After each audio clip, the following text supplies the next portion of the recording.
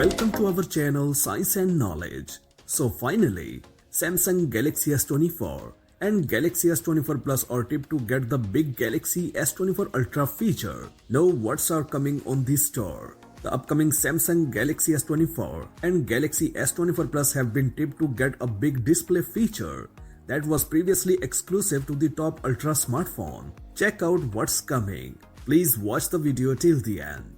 With the Samsung Galaxy Unpacked Event nearing, leaks and rumors are now coming out in full force. Samsung is expected to unveil 3 models as part of its latest flagship line: Galaxy S24, Galaxy S24 Plus and Galaxy S24 Ultra models. While the Samsung Galaxy S24 Ultra is top-end smartphone that is expected to get all the bells and whistles, a recent leak suggested that the South Korean giant may bring a big display feature to its lesser siblings as well. This means the Galaxy S24 and Galaxy S24 Plus may too benefit from it.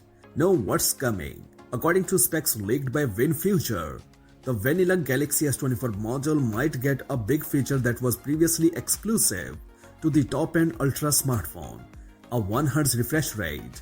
While the standard models have featured a 120Hz refresh rate in the past, only the Ultra variant featured a variable refresh rate as low as 1 Hz, while the other devices bottomed out at 24 Hz. Although the standard models are set to get the QHD Plus displays, they will benefit from the adoption of LTPO technology. In theory, it could have a positive effect on the battery life of the smartphones. Samsung is expected to launch its Galaxy S24 lineup, which will include the base Galaxy S24 and larger Galaxy S24 Plus.